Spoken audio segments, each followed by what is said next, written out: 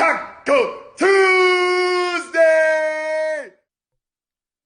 Yo everyone, welcome back to the channel. It's your boy Taco, and today I'm going to be reviewing Assassin's Creed Valhalla.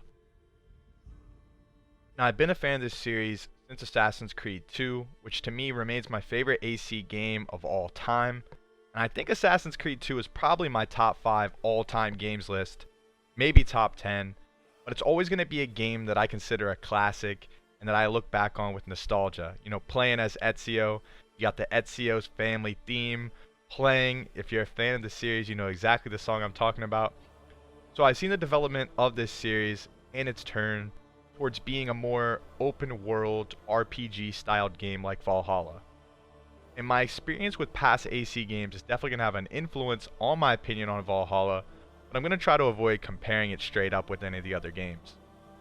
As a disclaimer, I will be discussing some spoilers and my thoughts on the main story overall. If you agree or disagree with any of my points throughout, definitely drop a comment down below. I'd love to hear from you guys on your thoughts on if you played Valhalla, and if so, what you liked and didn't like about the game. On a high level, I desperately wanted this game to be a success and become one of my favorite Assassin's Creed games, along with the likes of AC2, Brotherhood, and Black Flag. As someone who's watched both Vikings and The Last Kingdom, two shows based around this time period of Vikings raiding and invading England, I thought that Valhalla would have so much potential.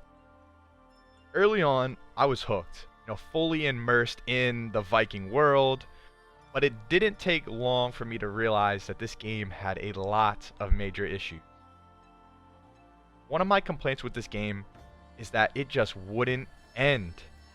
I've heard the main story should take around 50 to 60 hours, which is by no means an issue.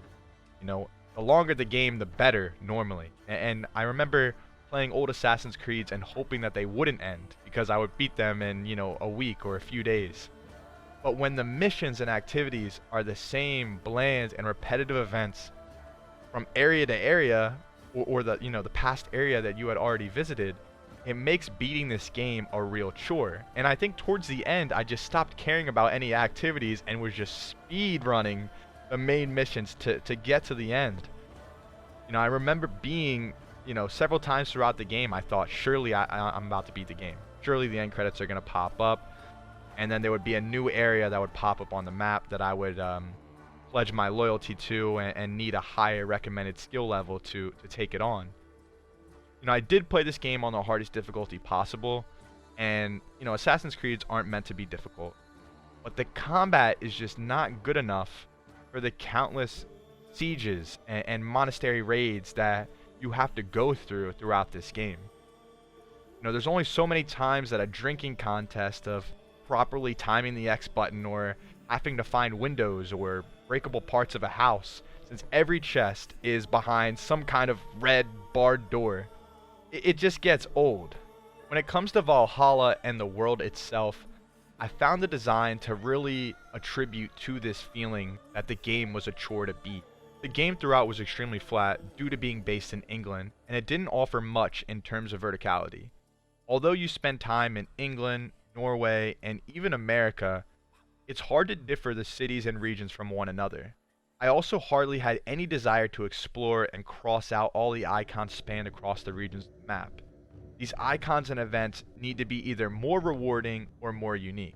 I feel like in a way these Assassin's Creed games of late, they just throw so many icons on the map, it's almost overwhelming to look at, and it also makes me just not want to do it when I know that the majority of these are just a chest hidden in a cave or hidden in a house somewhere. This is probably the biggest open world game I've played, but in terms of activity and the aliveness of the world, it really lacks when you compare it to games like Red Dead Redemption 2 or Ghost of Tsushima. I feel like in those games, both the AI and the world itself is just so much more immersive. You really feel like you're a part of it. There's times where there's major speeches going on in this game, and the crowd is just talking, which just completely throws off the whole vibe of what's going on. One of the small parts that I do love about Assassin's Creed games, I'm so glad that Valhalla incorporated this, was Ravensthorpe. Being able to upgrade your settlement and your clan by investing money or supplies into different buildings that are going to give you some kind of upgrade, whether it's an armor or health buff, or you're able to trade certain supplies that you find for runes, for instance. Now, don't get me wrong, the story itself is full of interesting characters. From Ivar and Uber Ragnarsson, there's Halfdan, Folke, Unwald, the obvious brotherly conflict that really is kind of the main story between Avar and Sigurd, and managing their relationship throughout. To me, the main plot around growing your allies in England and micromanaging the kings and heads of state was a lot more enjoyable than eliminating the countless members of the Order who really don't offer much in terms of true villain. I went in thinking King Alfred was surely the end-all battle, and really, he was only slightly involved in the main story. He really didn't have any true involvement until the end of the story. A bit of the romantic side of the story with Avar and Randvi offered moments that were similar to the Ezio games and more recently AC Unity, which I really enjoyed. It just gives you a break from button-smashing bandits or picks. There were a handful of side quests or smaller missions where I found the dialogue to be hilarious and missions that were memorable. I think the Vikings' rituals and way of life was weaved in pretty well throughout, and that was one of the things that I was hoping for the most when I was thinking and watching the trailers leading up to the release of this game. The storylines involved with Asgard and Jotunheim were refreshing, and they revived my interest after grinding through the main story. The mythical elements associated with the Nordic lore coming alive through these different beasts and bosses that offered unique fights was definitely one of the best aspects of the game in my mind.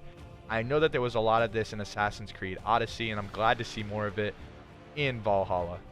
When talking about Assassin's Creed, the game's performance is always highly dependent on the protagonist. With Altair and Ezio still remaining favorites of the series for most, including myself, although I'd also put Edward Kenway and Bayek up there as well, I think Avar was an interesting character. With this personality mix between being a poet and having this ability to give some pretty damn good speeches, but also having that badass macho side, even though he was like 5'8" at best. It looked like a midget compared to anybody else.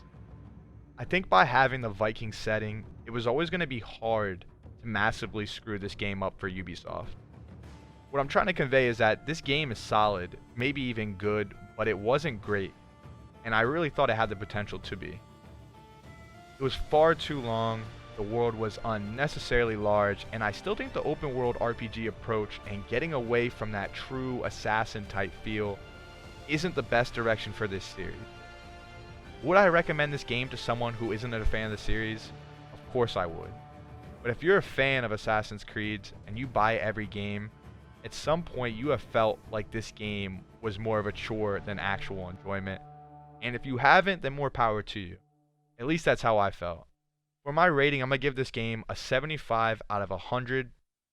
As I mentioned, comment down below with your thoughts on Valhalla, if you've played it, if you enjoyed it, what you liked and didn't like. As always, hammer that like button and subscribe for more content. More reviews and montages coming on Taco Tuesdays. Peace.